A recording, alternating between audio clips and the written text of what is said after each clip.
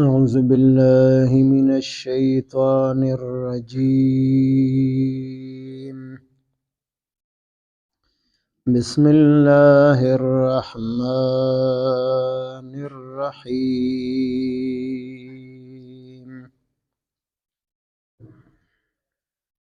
لا يستوي القاعدون من المؤمنين غير أولي الضرر والمجاهدون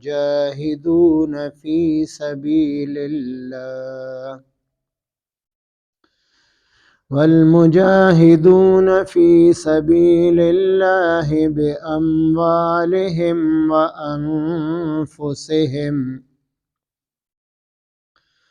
فضل الله المجاهدين بأموالهم وأنفسهم على القاعدين درجة، وكلا وعد الله الحسنى.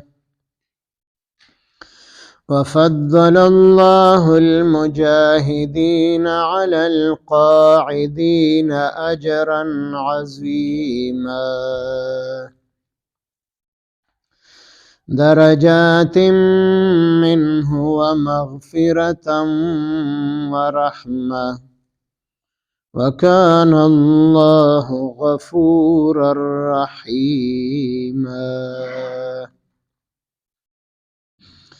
آمنت بالله صدق الله مولانا العظيم. سورة نساء پنځم سپارہ آیات نمبر 95-96. د آیاتونو مبارکو کې الله پاک د جهاد متعلق د دوه قسمه خلقو ذکر کړی دی. یو هغه خلق دی چې هغې ته څه عذر نشته دی او هغې په کورونو کې ناست دي، جهاد ته نه ځي. او یو هغه خلق دی چې هغې خپل مال جان دواړه د جهاد په میدان کې پیش کوي. دا دواړه قسمه خلق په خپل منځ کې برابر نه دي. د غزوه تبوک په موقع باندې چې کله ډیره سخته ګرمي هم وه او د روم د حکومت سره مقابله هم وه، د باقاعده یو تربیت یافته فوج مقابله کولو او فصلونه میوې هغه هم پخې شوې وې. صحابه کرام رضوان الله تعالی علیهم اجمعین په دغه موقع باندې ډیر تنگ دسته وو. نبی علیه السلام په دغه موقع باندې د جهاد دپاره چنده هم کړې ده.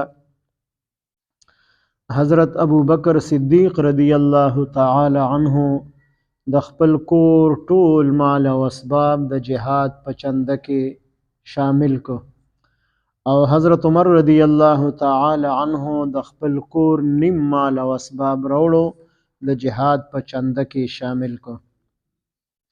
حضرت عمر رضی الله تعالی عنه فرمایي چې زما خیال داو چې هر موقع کې حضرت ابوبکر صدیق رضی الله تعالی عنه زمانه نمبر وړی دی، دا ځل به زه نمبر وړم، زه به زیاته قرباني ورکوم. نو د کور څومره مال او اسبابو هغې نیم کو، نیم کور پرېښودو او نیم د جهاد په چنده کې واچو. چې کله حضرت ابوبکر صدیق رضی الله تعالی عنه راغی، هغه د کور ټول مال او اسباب راوړو. نبی علیه السلام ترنه تپوس وکړو چې څه دې راوړی، چې څه په کور کې هر څه مې راوړل. وی کور کې دې څه پرېښودل؟ د الله او د الله د رسول صلی الله علیه وسلم مینه او محبت مې په کور کې پرېښودو، بس دا ستا دپاره کافي دی. نو حضرت عمر رضی الله تعالی عنه چې وکتل چې ابوبکر صدیق رضی الله تعالی عنه په دې موقع باندې زمانه مخکې شوی دی، نو وی فرمایل چې د ابوبکر صدیق رضی الله تعالی عنه مقام او مرتبه ته هیڅوک نشي رسیدي. د هغې څومره قربانۍ دي نو هغه قربانۍ ته هیڅوک نشي رسیدلی. بیا چا سره سواری وه د جهاد، چا سره نه وه، څوک پیدل روانو او ګرمي هم وه، شګلنه ځمکه وه، غریبانان صحابه پیزار نو په خپو کې، د خپو سرمنې جدا شوې، د خپو نه نوکان وغورځېدل، خپې وینې شولې. په یو ځای کې چې کله دمې دپاره حصار شو، نبی علیه السلام وفرمایل مدینه منوره کې داسې خلق موجود دي چې هغې جهاد ته نه دي راغلي، خو هغې ستاسو سره په اجر او ثواب کې برابر دي. اوس حضرات صحابه کرام چې هغې خپل محنت مشقت ته وکتل، خپې یې وینې شوي دي، د خپو نه سرمنې جدا شوي دي، نوکان غورځېدلي دي. وی صاحب وی دا څنګه کیدی شي چې هغې په کورونو کې په آرام باندې ناست دي او زمونږ حال دا دی چې تاسو مونږ ته ګورئ او هغې مونږ سره په ثواب کې یو شانتي. مونږ خو ډېر زیات محنت مشقت برداشت کو. الله پاک په دغه موقع باندې دا آیتونه مبارک راولېږل چې کم خلق هغې ته عذر نشته دی او بغیر د عذر نه پاتې شوي دي، نو هغه د مجاهدینو برابر نه دي په اجر او ثواب کې. هغه مؤمنان دي، هغې ته هم الله پاک اجر او ثواب د خپلو اعمالو ورکوي، خو چې عذر ورته نشته دی او نه دي راغلي، نو هغه د هغې مجاهدینو سره برابر نه دي. او چې کومو ته عذر دی د عذر په وجه باندې پاتې شوي دي، زړه کې جذبه د جهاد وا چې که سهولت و ورسره او سامان د جهاد ورسره وی، سورلي ورسره وی، نو دوی به خامخا راغلي وو. ځکه بعضې صحابه راغلل، نبي علیه السلام نه یې سواري وغوښتله. نبي علیه السلام وفرمیل ما سره خو سواري نشته چې تاسو ته یې درکم. نو هغې وجړل او د جهاد د میدان نه وروستو پاتې شو. نو دغه خلق چې هغې ته عذر دی، د عذر په وجه باندې پاتې شوي دي، نو هغې به د مجاهدینو سره په اجر او ثواب کې برابر وي. او چې کومو ته عذر نشته دی، بغیر د عذر نه پاتې شوي دي، نو هغې د مجاهدینو سره برابر نه دي. خو د دواړو قسمه صحابه الله پاک تعریف کړی دی او د ټولو سره د نیکۍ او د ښېګړې د جنت او د مغفرت الله پاک وعده کړې ده. او د مجاهدینو درجې د فضیلت ذکر کړي دي چې مجاهدینو ته به الله پاک لوی درجې ورکوي، د اجر عظیم په شکل کې، د جنت په شکل کې، د مغفرت او د بخښنې په شکل کې. بیا په دې باندې مجاهدین صحابه رضی الله تعالی عنهم هغې خوشحاله شو. لا یستوی القاعدون، برابر ندي په خپل منځ کې ناس خلق په کورونو کې، من المؤمنین د مؤمنانو نه چې دی مؤمنان خو جهاد له نه دي تلي او په کورونو کې ناس دي. غیر اولی الضرر، ضرر نقصان ته ویلی شي، اولی الضرر دلته معنا د عذر والا. غیر اولی الضرر چې عذر ورته نشته دی، معذور نه دي، په لاسو باندې روغ دي، په خپو باندې روغ دي، په سترګو باندې روغ دي، په بدن باندې روغ رمټ دي، څه عذر ورته نشته دی او په کورونو کې ناست دي، نو دا خلقو دا د مجاهدینو سره برابر نه دي. دا غیر اولی الضرر دا جمله دا په دې آیاتونو کې په هغه موقع باندې نه و نازل شوې، دا بیا څه وخت پس نازل شوې ده. یعنې د ټولو نه مختصر وحی د قرآن مجید هغه دغه کلمات دي، غیر اولی الضرر، چې دې دپاره ځان له حضرت جبرائیل علیه السلام د آسمانونو نه ځمکې ته راکوز شوی دی او د قرآن مجید دا مختصر حصه، دا مختصر جمله دا نبی علیه السلام ته د وحی په شکل کې ورکړې ده. او بیا نبی علیه السلام صحابو ته وفرمایل چې دا په دې آیت کې من المؤمنین پسې تاسو ولګوئ. نو دغه کسان چې کوم مؤمنان دي خو په کورونو کې ناست دي او عذر ورته هم نشته دی، نو دا برابر نه دي.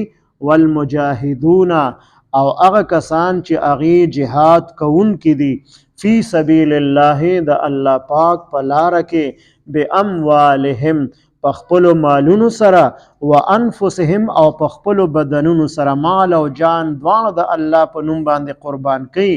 او څه خلق په کورونو کې ناست دي چې عذر هم ورته نشته دی، نو دا دواړه په خپل منځ کې برابر نه دي.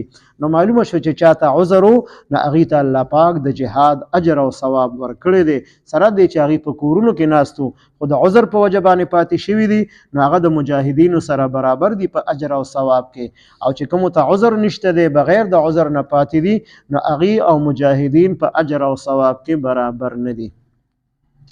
فضل الله المجاهدین، فضیلت ورکړی دی، غوره کړي دي الله پاک مجاهدین، جهاد کوونکي خلق، باموالهم چې په خپلو مالونو سره جهاد کوي، وانفسهم او په خپلو بدنونو سره جهاد کوي، مال او جان دواړه د الله په لاره کې پیش کوي، نو دې ته الله پاک فضیلت ورکړی دی.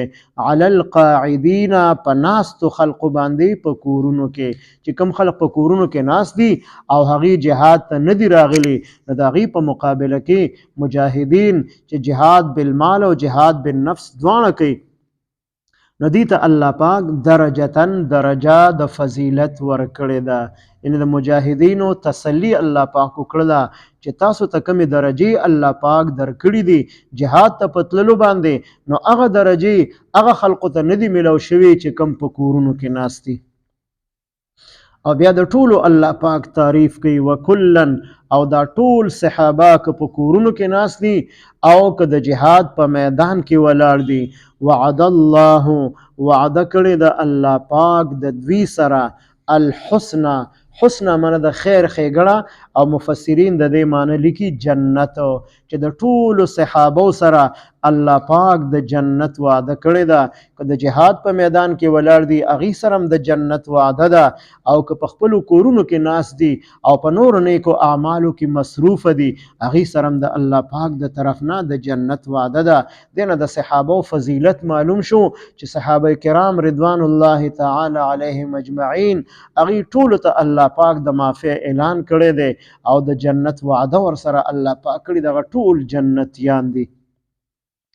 وفضل الله المجاهدین، او فضیلت ورکړی دی الله پاک مجاهدینو ته علی القاعدین، په ناستو خلقو باندې. قاعدین د قاعد جمع ده، قاعد ناست ویلی چې کس ناستی په کور کې، او قاعده چې مونږه مونځ کې کوو نو مونږه ناست یو نو ځکه قاعده کوو، نو قاعدین ویلی شي ناستو خلقو ته چې کوم په کورونو کې ناست دي، په هغې باندې الله پاک مجاهدینو ته فضیلت ورکړی دی. په څه باندې فضیلت ورکړی دی؟ اجرا عظیما، د اجر عظیم په اعتبار سره چې ډېر لوی اجر او ثواب به الله پاک دغه مجاهدینو ته ورکوي. درجات، چې هغه درجې د جنت دي، منه د الله پاک د طرفنا، ومغفرتن، او بخنه ده د الله پاک د طرفنا، ورحمتن، او خاص رحمت دی د الله پاک د طرفنا، چې دا به د مجاهدینو ته الله پاک ورکوي. وکان الله، او دی الله پاک غفورا، ډیر بخونکې، رحیمه، او ډیر زیات رحم کوونکې. نو په ټولو صحابو باندې که ناس خلق دی او که مجاهدین دي هغې ټولو ته الله پاک د معافی اعلان کړی دی. رضی الله عنهم ورضوا عنه، لقب ورته ورکړی دی چې دوی د الله نه رضا دي او الله پاک د دوی نه رضا دی. لا یستوی القاعدون، برابر ندی په خپل منځ کې ناس خلق په کورونو کې، من المؤمنین، د مؤمنانو نه، غیر اولی الضرر، چې هغې ته څه عذر نشته دی، والمجاهدون، او جهاد کوونکي خلق، فی سبیل الله، د الله پاک په لاره کې، باموالهم، په خپل مال سره، وانفسهم، او په خپل جان سره. فضل الله المجاهدین، فضیلت ورکړی دی الله پاک مجاهدینو ته چې هغې جهاد کوي، باموالهم وانفسهم، په خپل مال او جان سره، علی القاعدین، په ناستو خلقو باندې فضیلت ورکړی دی درجتن، په درجو سره. وکلم وعد الله الحسنى، او د دې ټولو صحابو سره الله پاک د جنت وعده کړی دی چې ټول جنتیان دي. وفضل الله المجاهدین، فضیلت ورکړی دی الله پاک مجاهدینو ته، علی القاعدین، په ناستو خلقو باندې، اجرا عظیما، د اجر عظیم په اعتبار سره چې دې ته به الله پاک ډېر لوی اجر او ثواب ورکوي. درجات، چې هغه درجې دي، منه د الله پاک د طرفنا، ومغفرتنا او بخنه ده، ورحمتنا او خاص رحمتونه دي. وکان الله او دی الله پاک غفور الرحیم ډیر بخونکي او ډیر رحم کوونکي. اللهم صل على سيدنا محمد وعلى آل سيدنا ومولانا محمد وبارك وسلم.